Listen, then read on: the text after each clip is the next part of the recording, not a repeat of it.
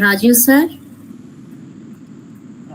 Ma'am, just wait for 1 minute, ma'am. Let Okay, the sir. resource Okay. person be admitted. Thank you. Okay, Thank sir. you. Thank you.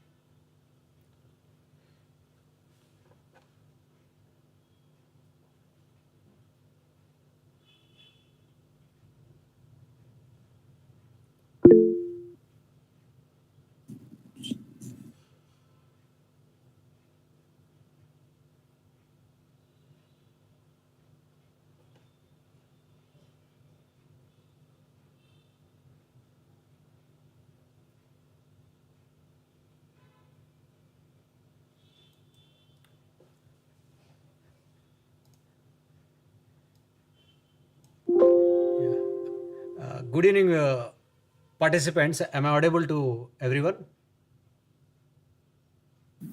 Yes, sir. Yes, Audible, sir. sir. Yes, sir. Yes, sir. Audible, sir. Yeah. Thank you, everyone. Today we have a new resource person by the name Mr. Dr. Puneet Patak. He's a co-resource person with yesterday's resource person, Mr. Pradyumn Singh Raj.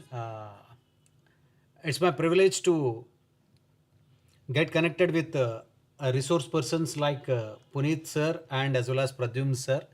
We had an opportunity to listen to Pradyumn sir yesterday, and now today we are eagerly waiting for Puneet Patak sir. And I like our fellow department faculty, Dr. Hemajyoti Madam, to introduce the resource person for the second day of this online FDP. On behalf of Department of Business Administration, Andhra Loyola College, it's our pleasure to invite you all for the second day of this 5-day faculty development program. Hemajyoti Madam, kindly introduce the resource Yes, sir. person. Ma'am. Thank Okay, you. sir. Good evening, everyone. Thank you for joining us for this FDP on AI tools and techniques for research. And about the resource person, Dr. Puneet Patak is presently working as an assistant professor at the School of Liberal Arts and Human Sciences, Oro University, Surat. He has a teaching experience of more than 6 years. He has published research papers in the journals of national and international repute. He also presented papers at numerous international and national conferences. His areas of research and interest include literary theory and criticism, and language and technology. So we welcome the resource persons and the participants for this day 2 session on AI tools for research topic selection. Let's carry forward the same enthusiasm and energy from yesterday, and I hope we all collaboratively have learning experience. Thank you, sir. So I request the resource person to take over the session. Thank you. Thank you so much, ma'am. I hope I'm audible and my voice Yes, is sir. coming. Yes. Thank you so much. Okay. So, good evening, everybody. Yes, Is it sir. clear? Yes, thank you.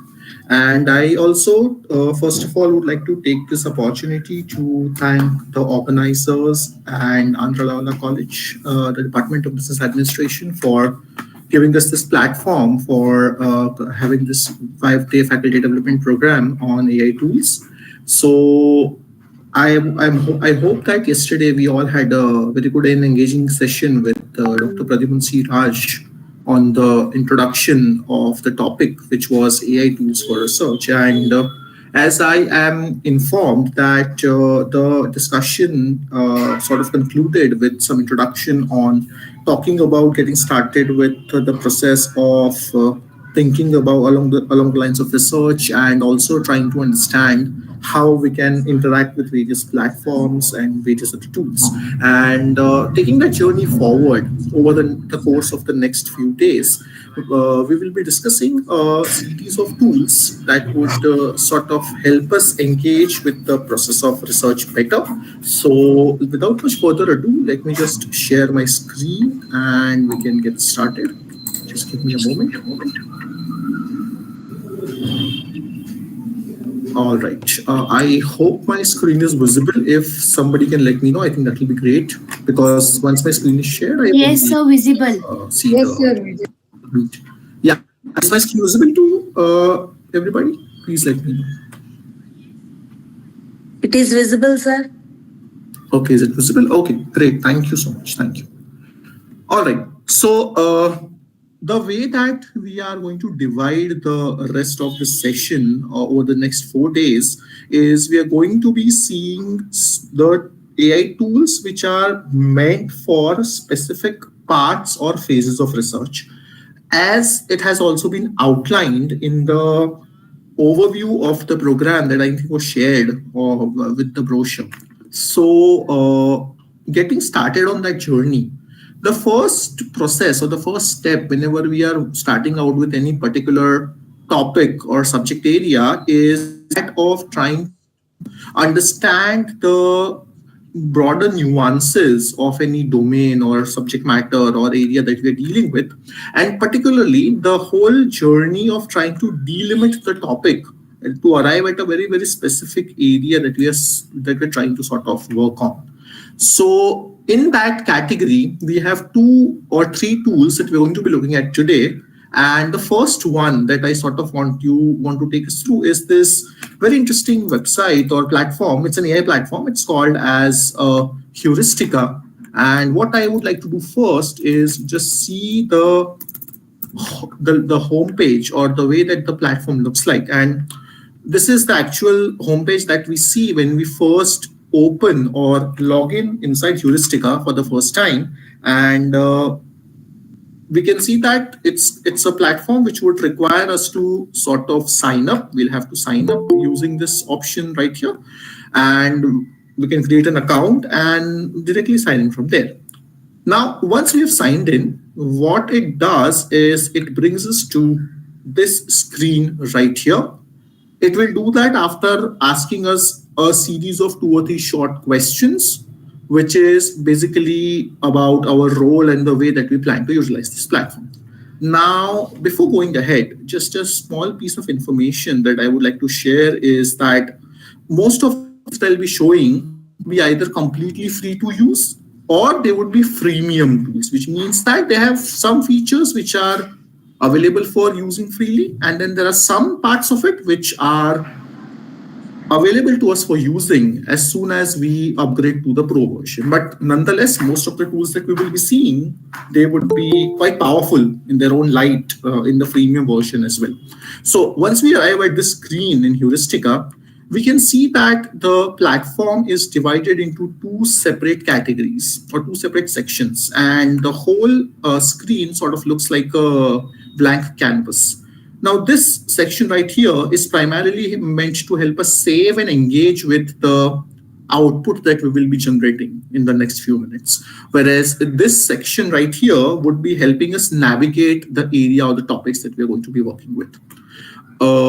Now, one very important piece of information to take a note of is that currently in the free version of Heuristica, it's utilizing the very same model of LLM or the language model which ChatGPT uses in its free version, which is the GPT-4 only.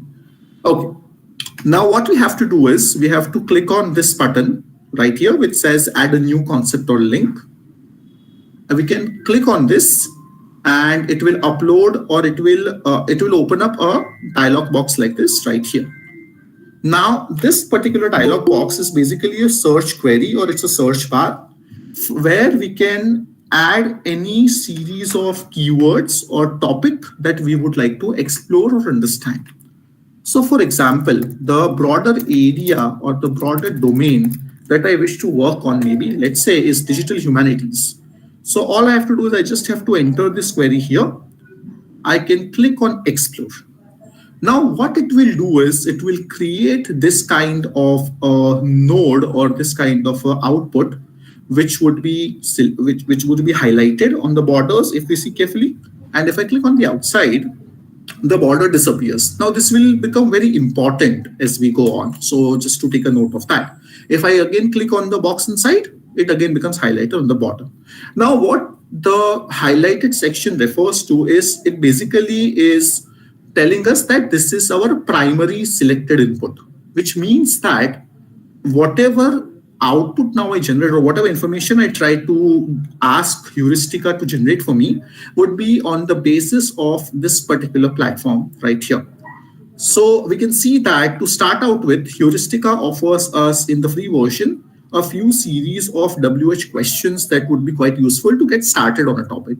Let's say I'm completely new to this particular area. I don't know what the topic or the area is referring to, and maybe I have found it interesting and I want to know more about it.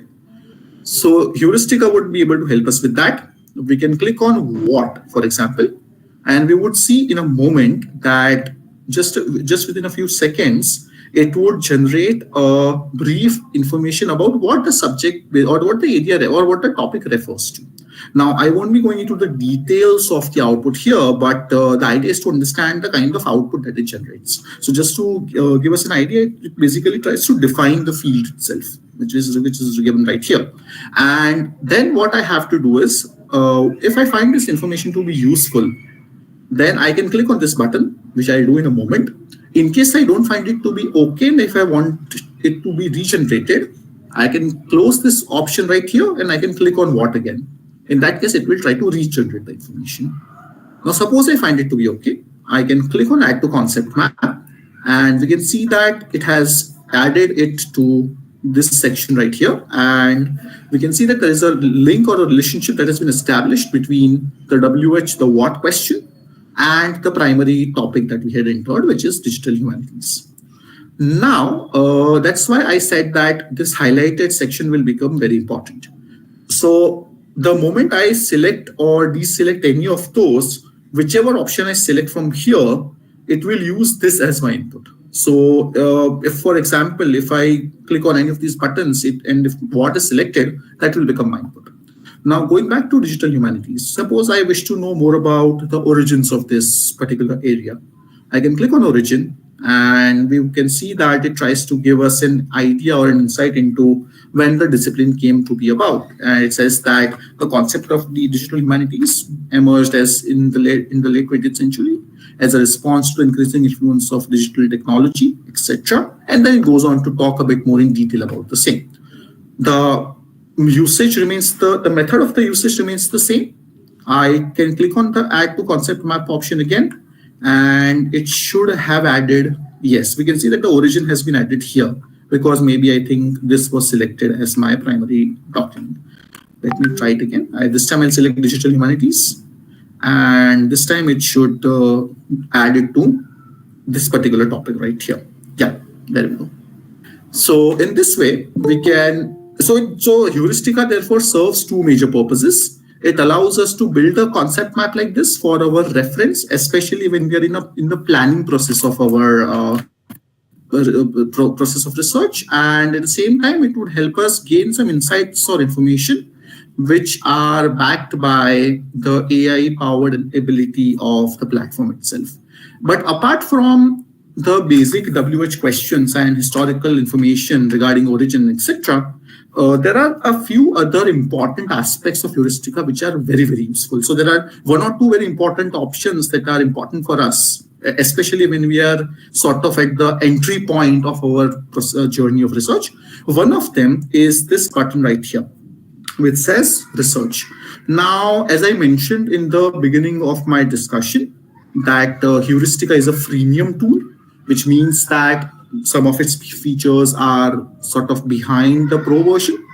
So to show an example of that, if I click on the research button right here, we can see that if upgraded to the pro version, it would enable Heuristica to sort of connect to all of these platforms like Wikipedia and PubMed, Semantic Scholar, YouTube, etc., and pull information from there and help us build the concept map on the basis of that.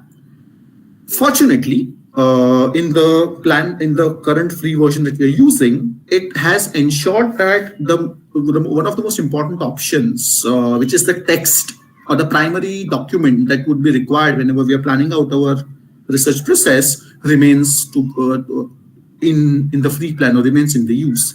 So if in case I want to find which are some of the important texts in this domain, I can click on books. And within a second, what we would be seeing, or what we should see, depending on the speed on the server, is that we should have a list of texts coming out. As there we go. Let me sort of decrease the size of the map so that we can see properly. And we can see that it has generated about 5 major texts or books that it was able to find on this topic. And one good thing about Heuristica, and when it comes to this book option, which was available, just to show it once again, what I did was, I'll repeat the process. I clicked on Digital Humanities, I clicked on this research button, and I clicked on this option called as books. And after that, it generated this result for me. Now, what would happen is, if I try to click on any of these, and this is why I said it's a good option.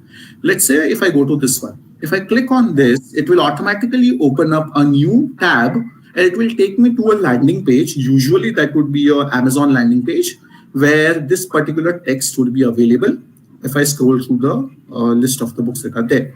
And in this way, it allows us to have this very useful method of trying to see whether the text actually exists or not. And this is one very interesting and important feature of Heuristica.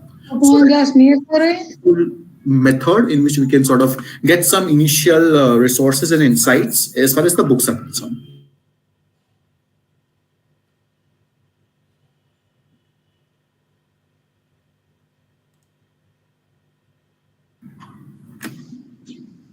Yeah, I hope I'm audible.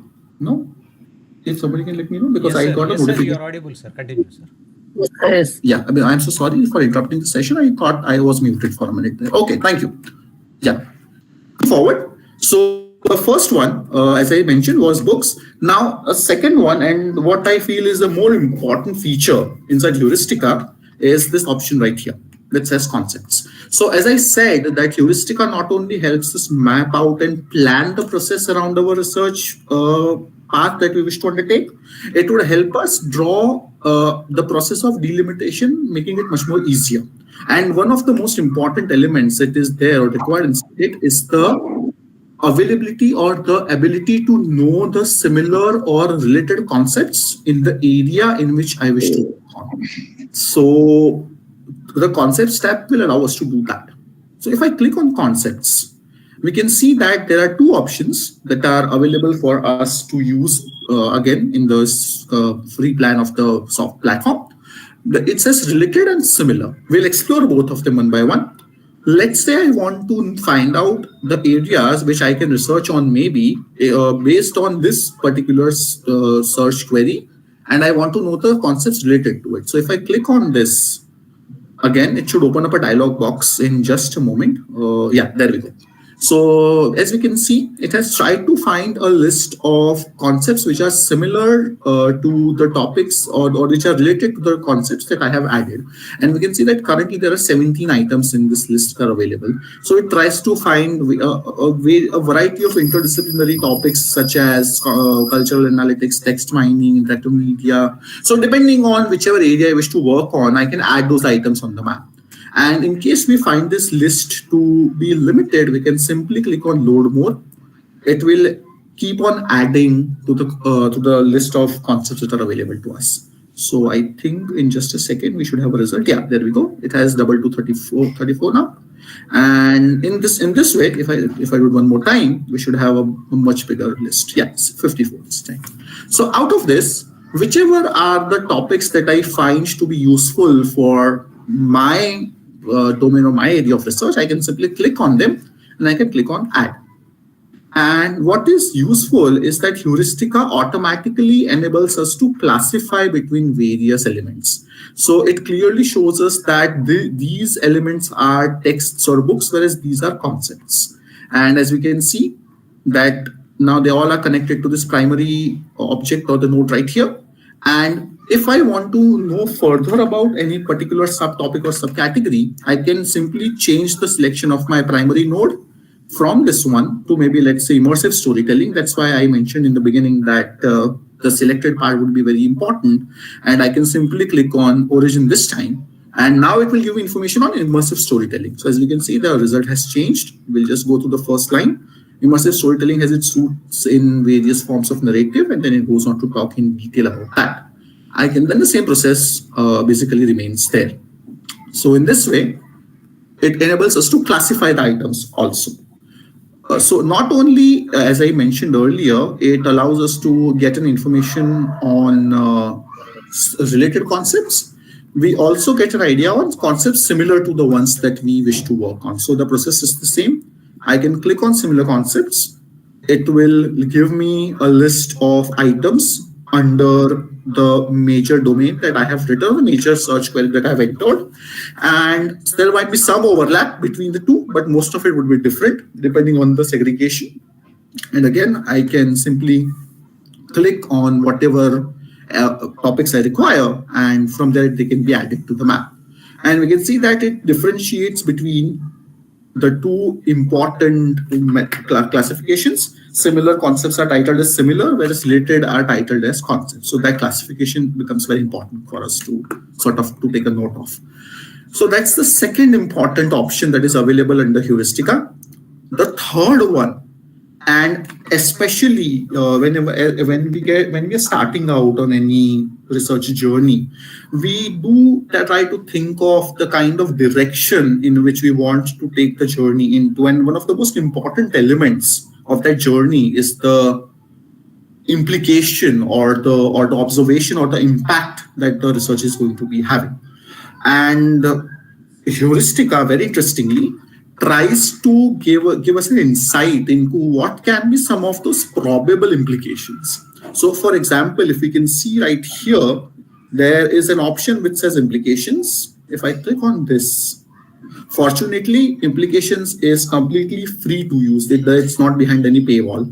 And the moment I click on implications, I'll show it once again. Currently, I have selected digital humanities again as my primary input. I'm clicking on implications, and it will open up this particular search window.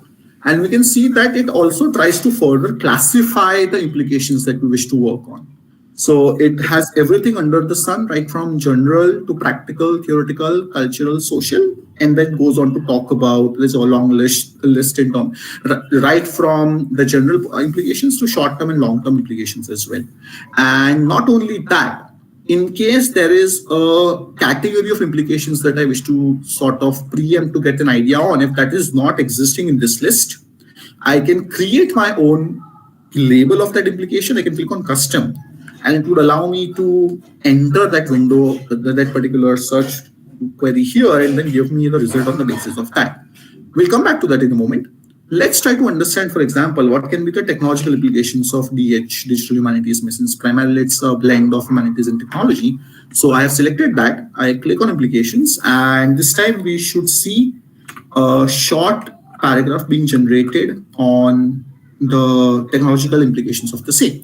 So as I mentioned, that this, thinking about the variety of domains that we usually seem to be working on, especially into this time when interdisciplinary research seems to be gaining a very, very important foothold, this kind of insight early on would sort of help us plan our steps of journey better.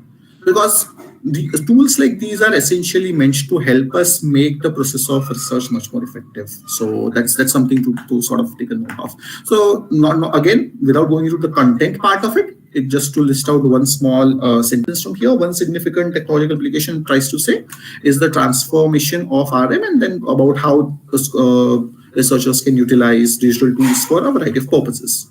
So in this way, we can see here that we have a detailed paragraph which can be expanded from here, and that also can be added to the map.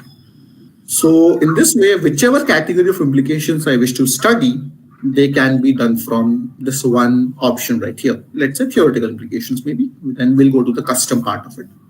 And I would invite you to explore more of them depending on the domain, that whichever one is applicable, or if all are applicable, please try using it and see how you are able to sort of utilize the information that it generates.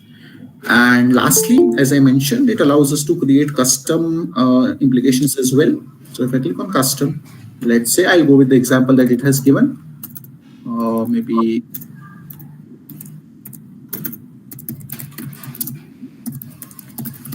environmental implications only, because that is not listed in the category by default. So as you can see, it tries to now generate the same. One significant application, it tries to sort of preempt this ability to analyze large data sets related to environmental changes such as climate data, and then so on and so forth.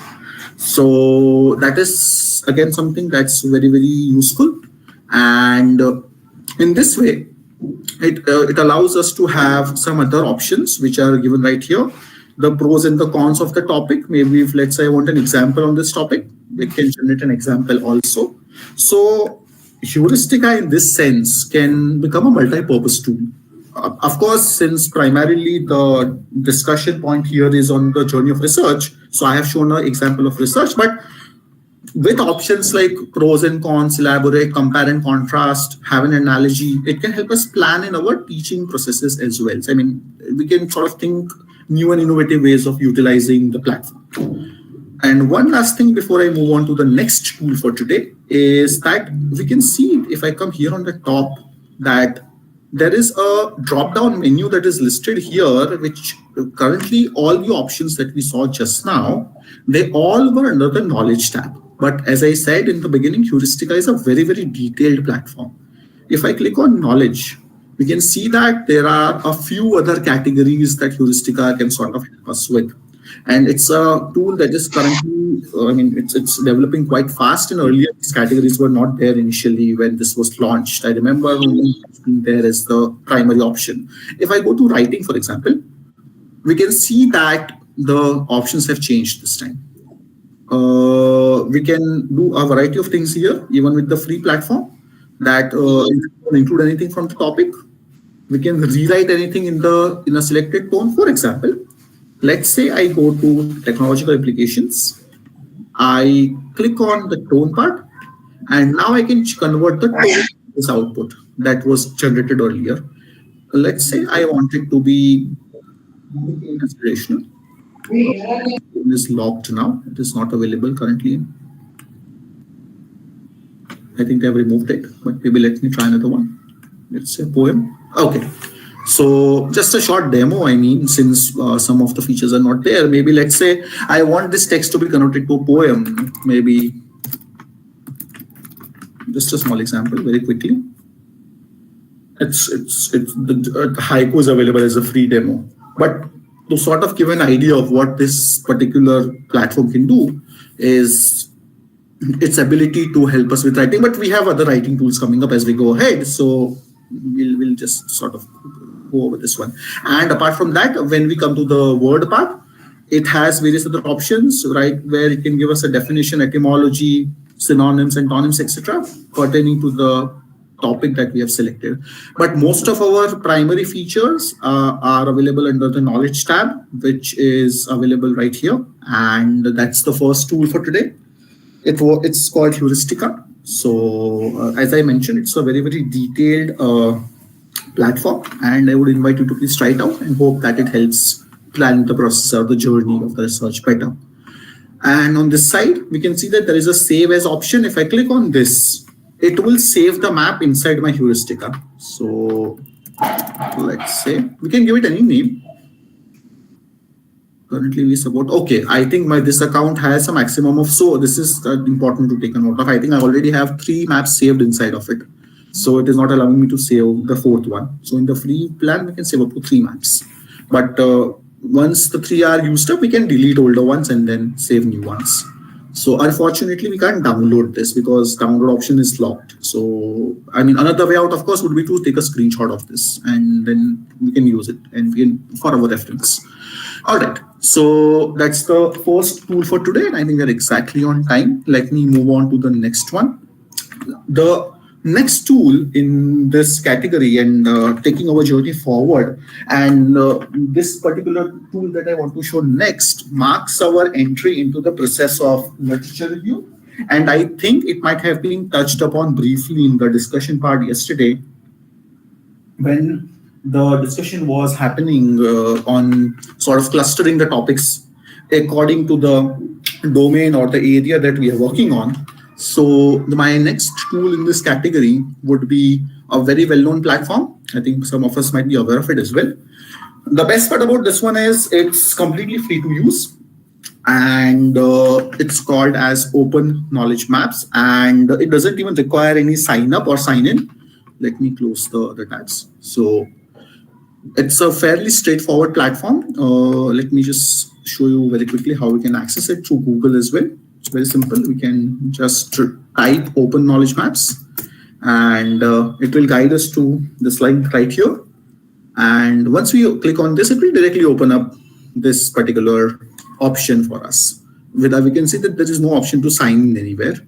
And what it does is it brings us to this window, and there's a simple search bar here, and it's pretty similar to the kind of search query or the search input window that we have inside of ChatGPT and other platforms. And we'll see in a moment what the output looks like. And I'll come back to this in a minute. But what I want to do is I want to sort of show you what this particular platform is aiming to do. Its idea is to basically help us cluster or help us bring the results of various topics that we search for in one place. And in order to do that, I think they're partnering up with some really good organizations that we can see, and that list is given right here. So my suggestion would be, once you are using it, please try to see the list of, they keep on updating that as well, so as to what kind of integrations they have done. Okay, coming back to the search window right here, we can see that there are two options to select from. So in case we are if for example, if in case I am somebody who is from a life sciences domain, I can go with PubMed and it will try to collect the information from there. Or if, let's say, for example, I am from any other discipline apart from life sciences, I can simply click on base. And all I have to do now is type again, just like Heuristica, type the topic or the domain that I'm working on, and I can simply click on go. Depending on the internet speed and the impact on the load on the server, within a few seconds, we should have an output coming up. So we'll just wait for a few seconds for it to finish loading, and then we should have some output coming up very, very shortly.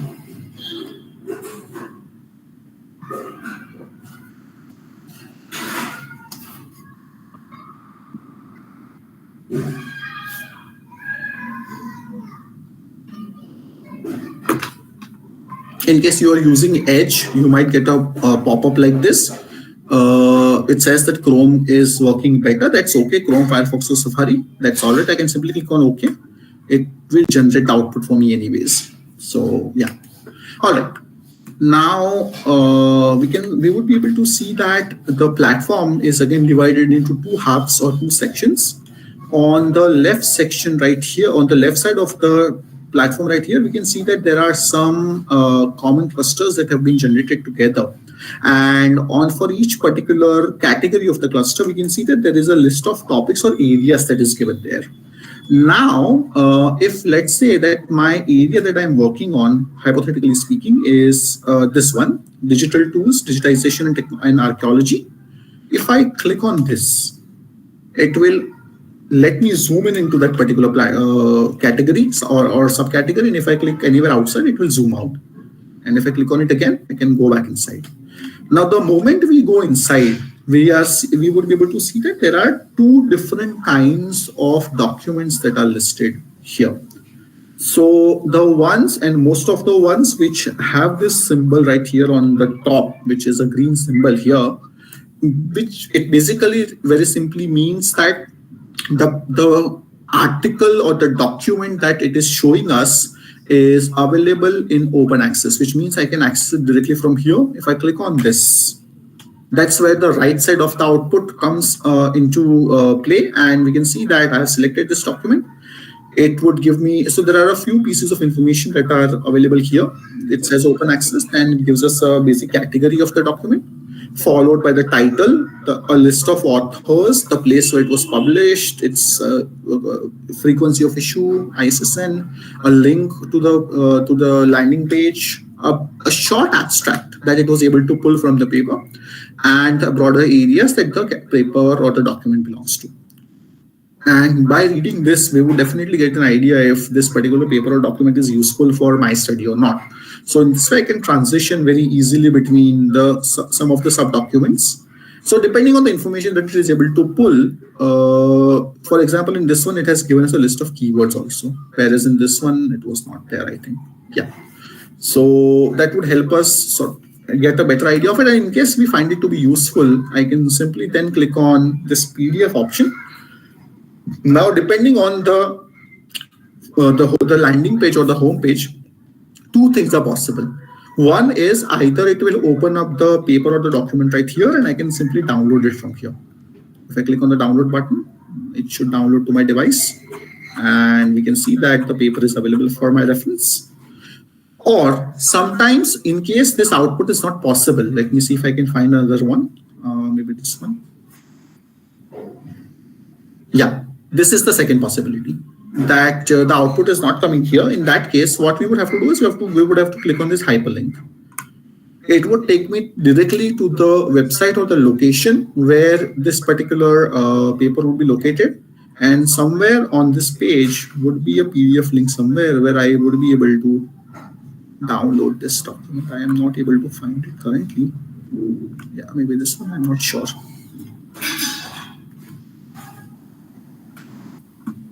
Let me try another one, if I can find it. Yeah, I think this is it.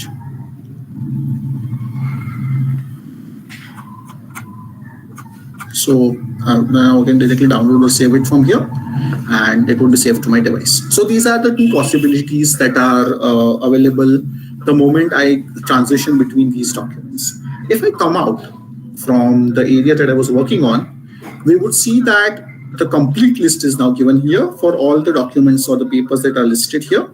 And there are 2 or 3 different ways in which we can visualize or sort of filter through the list of papers. One of the better ones or the good ones is that I can transition between both open and closed access and only open access papers. So if I click on only open access, it should change, and now I should be able to only see the ones that I can directly download. So that's something that would be quite useful. And again, we can then sort by title, authors, or year of publication also. So that's another element or another important section of open knowledge maps. And the third one is these 2 options right here. So let's say, for example, that I have found this particular paper to be useful for my study. I can click on Cite As. And the moment I do that, it will open up this new section for me. I'll come back to it in a second. Let me show it once again. I'll zoom in a bit so that it's visible.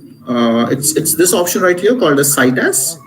And from here, the moment we click on it, we can see that it enables us to quickly transition between 4 different kinds of citation styles that are available inside it: APA, MLA, Chicago, and ACM. Now, one good thing about this platform is that they do give this disclaimer right here saying that it's an AI platform. So, and this, of course, this is a thumb rule for any output that we generate from any AI platform, not just this one, be it for writing, be it for citing, whatever purposes. It's always useful to check the authenticity and the viability of the output that it is giving. Because we'll be talking more about it as we go ahead, but just to take a note of it. And I think it currently is for APA, it's about 7th edition. ML, I think it's 8th edition. Yeah. Then we can copy this from here And what we can do very simply is I can simply open up a Microsoft Word document or the Google Doc. We should be able to then paste it directly. Yeah. So this is another element which would be useful if we are sort of making a list of documents that we wish to refer to. And another one which would be useful is this option right here. This is the last one for this platform. Now export, basically what it does is it gives me a bib text format for my document. Now for those of us who are familiar with reference management platforms, or for those of us who use LabTech maybe, then this would make sense, so that it will allow us to download and directly import this file. It should download a file for me now in a second. I think I have clicked on download. It's taking a few seconds. So let me close the rest of the tabs. Basically it will download, or you can also copy this particular output code as well, and then we can paste it. And so as we can see, the file has downloaded. It can be opened up and imported. We'll be doing that in some of the other platforms that we'll see as we go ahead in the next few sessions. But that it also allows us to download a BIB-TX format also for our document or paper. So that's the second tool for today. And the last one that I want to show before we open up some questions is another tool in the category of planning and visualization, which is another popular platform. It's called as mylens.ai. Let me just first show the landing page of the document. So this is the homepage. This one will require us to sign in. We'll have to either create an account and log in. And it can be done right from this button right here. So we can create an account, or we can simply sign up using the Google account that we have. And once we log in, again, it might ask us one or two questions about our role and how we plan to use it. It will then bring us to this element, this window right here. Before going any further, very important thing to take a note of is in the free version of this tool, we can have up to 3 outputs in a day. So after 24 hours, it will reset itself, and we can then get a new output that we wish to generate. Or else, I mean, of course, another way around it is to have another such account and then log in using that account. All right. Before going ahead, let me just click on setting in members. So these are a few things that we can do from here. Changing the name, upgrading to a pro version, deletion of account, etc. can be done from here. Let me go back. Yeah.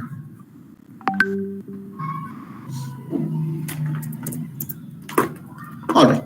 Now we have a similar search window as we would have in ChatGPT or any other platform. I think I'll have to relog in once again. Just give me a moment.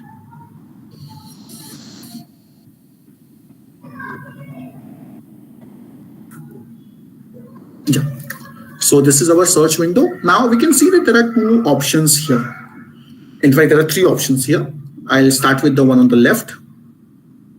If I click on this, it will let me have a drop-down menu, and I can select from the kind of output that I desire to have. So we can generate very different elements on the basis of our requirement. We can have a timeline, we can have a mind map, a quadrant, a table, a flowchart, whatever we require.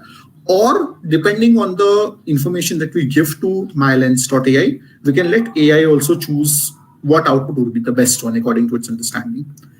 Apart from that, if I click on input, it would show that these are the options that we can have. So we can upload these formats and files as our input, and on the basis of that also we can have an output. We'll be doing that also. And lastly, if I click on the web option, if I turn it on, it simultaneously in real time it will search through the web to give us the best results on whatever search window we generate. Now let's try a mind map, for example. Let's say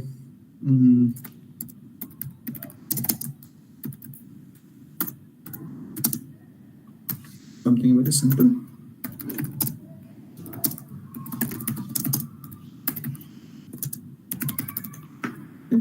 Let's try this.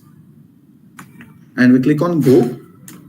And in a moment, we should be having an output being generated for us. So let's just give it a few seconds. So there we go. I'll have to zoom out a bit so that the entire output becomes visible. It is still generating. Yeah. So this is what it has come up with. So it has divided the entire process in, I can shorten the menu from here. We can enable or close the edit window from this arrow right here. Okay. Now we can see that it divides itself into 6 categories, and whichever category I go to, it will highlight that particular section. So choosing a topic, then what to do inside it, organizing the thoughts, revision and editing, finding of information, writing a paper, and then submission. And if I click on any of these, for example, if I go to this one, I am not sure whether it will work. Yeah. And then it will further generate a sub visual for that particular query that I click on. And in this way, we can have the mind maps that we want. And it's a good way to visualize the whole process itself. But we can see that we are down to 1 story for today. So the moment I generate one single output, it will deduct itself from the 3 free versions that are available for one go of 24 hours.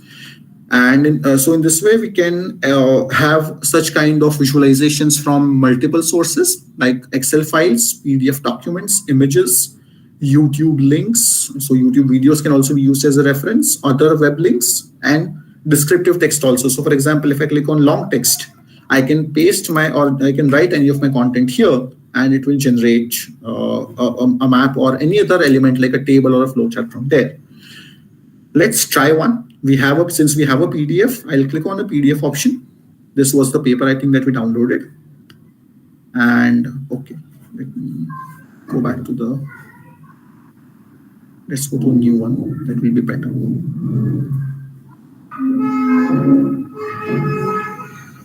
Yeah.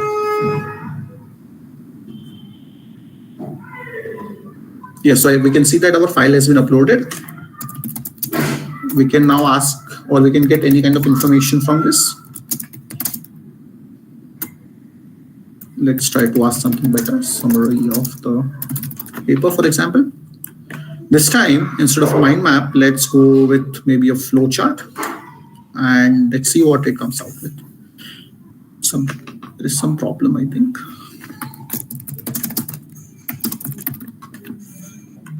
Let's try timeline if that works. Okay, I have reached my limit for the free plan. Let me switch my account, and then we can see if it generates any output or not. Usually it does. If there's an error, we can simply try to refresh it once or twice. Usually it works. There is no problem as such. It's a very smooth platform. So let me try once again with my another ID. I hope this one works. So this is what it will ask for whenever I open it for the first time. Okay, we are back to the original input window.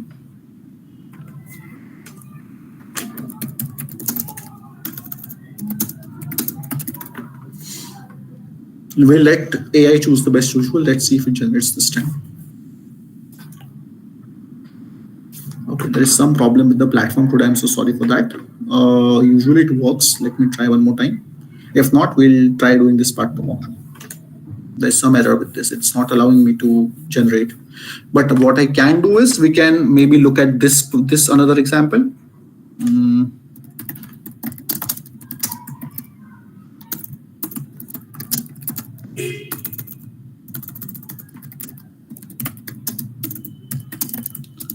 So let's say I'm talking about a historical topic or a topic which I require a timeline for. That is also something that is possible. Overview of development of AI.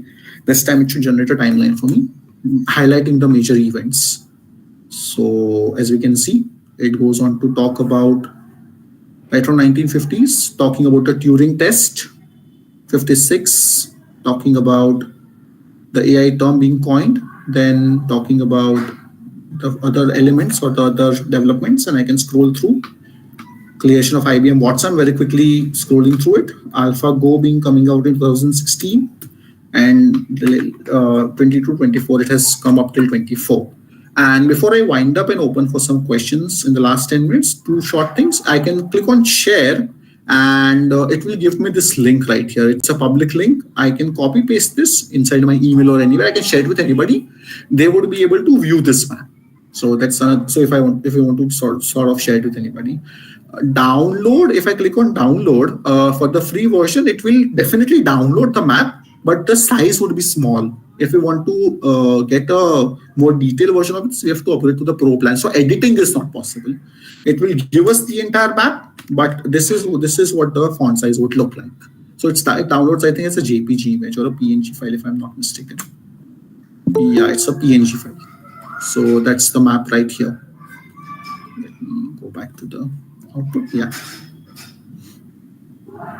Yes. So these are some of the tools for our today's discussion. And we have just touched briefly on the planning process and the beginning of the literature review part through open knowledge maps and heuristica. And before I wind up, I just want to show you something. Since I think it's a coincidence that we are having this session today, just give me a moment. I'll stop sharing my screen and reshare it because there's an audio that I want to show. So for that, I'll require a tab to be presented. Just give me a moment. Yeah, I think it should be audible now. So this is something I think some of us might be familiar with. Let's just watch. It is a very short 1 minute.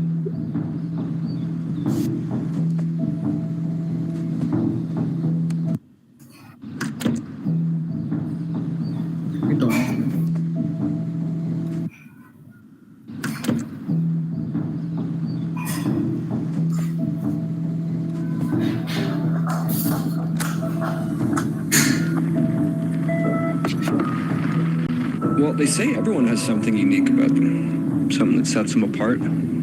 It's just in my case, it's quite obvious what that thing is. I am literally filled with hot air.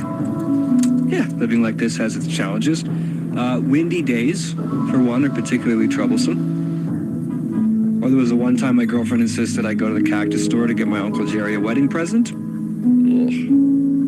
What do I love most about my predicament? The perspective it gives me. I get to see the world differently. I float above the mundane and the ordinary. I see things a different way from everyone else. Yeah, and I feel like it's because of that perspective I'm reminded every day that life is fragile. We're all just a pinprick away from deflation. So I try to live life with a lightness, a buoyancy, a joie de vivre. I got a lot of ideas keeping this thing full. With any luck, I'll find a way to share them with everyone else.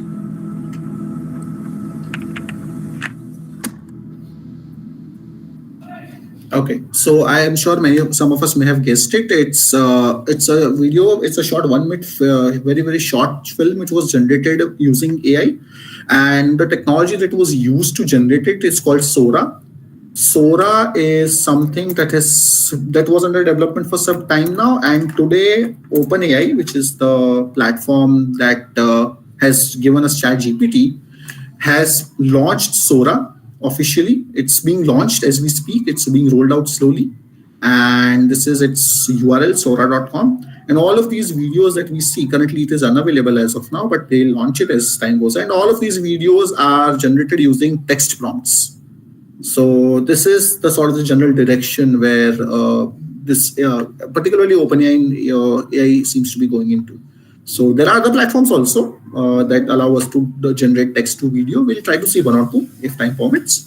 But since this was launched today, I thought let me just share this short information. All right, I'll stop sharing my screen and we can have some questions very quickly. So I am open to questions. Please feel free to unmute and share your thoughts, or you can ask your question in the chat. Yeah. Hello, sir. Myself, Yes. Gurashish Kaur, and I am a research scholar. You taught, Yes. I learned many new things about artificial intelligence. Thank you so much, sir. My question is, how can one find the current trending topics in our areas through artificial intelligence? And my other question is, are these using these AI tools avoid plagiarism? Yeah, it will really contain the plagiarism. That's all. Okay. So first of all, thank you so much for those two questions. I'll try to answer them one by one. So as far as choosing the current topics for research is concerned. So there are really two different methods of doing this. One method is to go through the literature review process that I have tried to show briefly today, using one platform, that was Open Knowledge Maps. There are other tools in this category that are yet to be discussed, because literature review tools usually take 1 or 2 days. So tomorrow's session will answer this question. We'll try to address this question about how to choose the contemporary topics. So there are 2 other tools in this category that I'm planning to show, right? That's the first part. Another method of doing that is, if we already have existing papers or documents that we have available on any area that we are working on, and we wish to gain more insights from it. So then we have tools for that also, which would allow us to enable us to interact with those documents and generate or download information from it. That also I'm planning to show as we go ahead. We have tried to do it briefly. Unfortunately, Mylens did not allow us to get an output today from the file, but there are platforms, freely available platforms. I'll be sharing that as we go ahead tomorrow, maybe, that where we can upload our files and we can get some information from it and plan our process accordingly. To talk about your second question, I am planning to talk about the whole discussion around plagiarism. Let us come to the writing part of the AI tools that would help us to write. I'm not saying write for us, I'm saying help us very carefully, because none of the tools can replace the process of research for us. At that time, I'll discuss the plagiarism part. So because now there are policies in place which have been launched by different organizations such as Scopus and Elsevier. So I'll talk about that at that time. But yes, directly using anything from any AI generated software would come under AI plagiarism. But we'll discuss it in more detail as we go ahead. I hope that helps.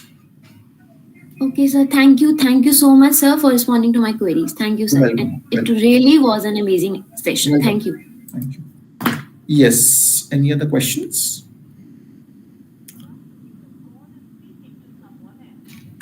Okay, I can see some questions in the chat box in the meantime. How to download the mind map? The download button would be right there on the top right corner. Everybody's mic is on. Any questions? Please feel free. We have some time. If you have any questions or queries, please let me.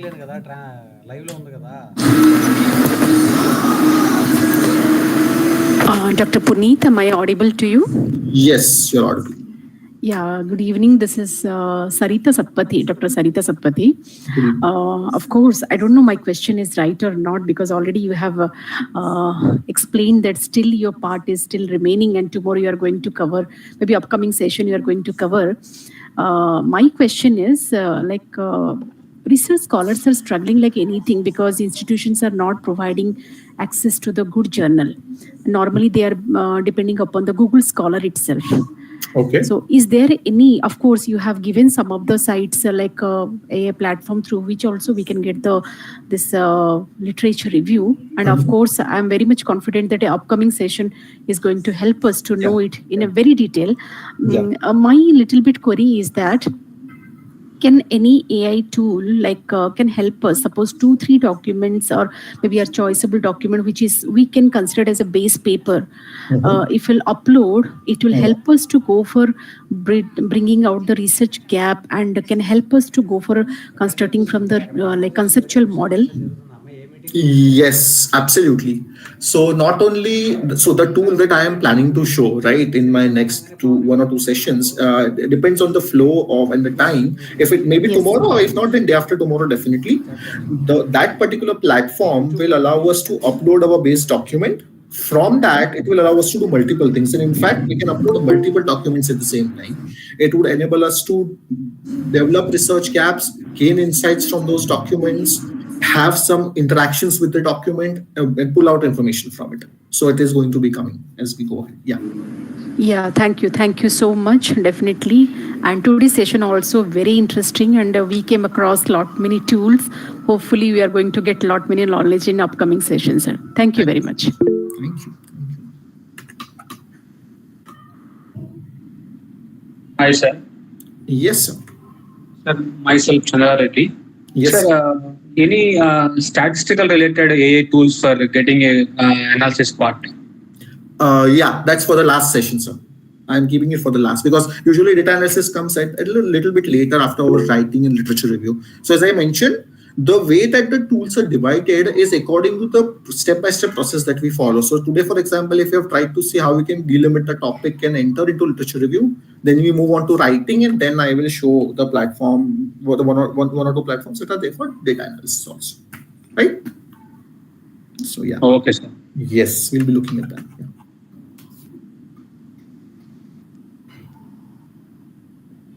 Yes, any more questions? Please feel free to put your question in the chat box, or you can unmute also.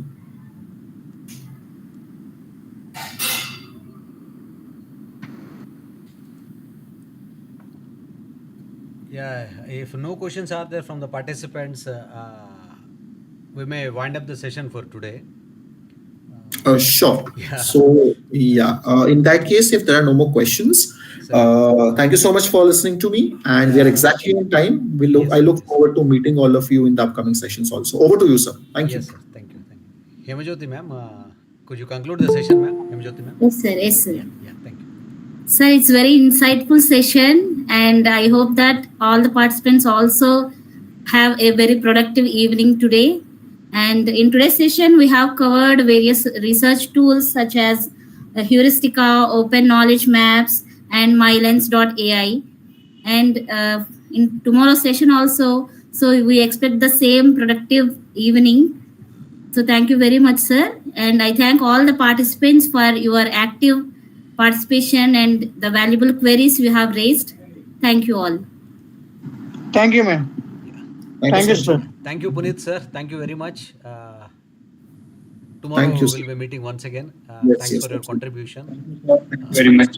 Thank you. Thank you, participants, one and all. Thank you, sir. Thank you. Thank you, sir.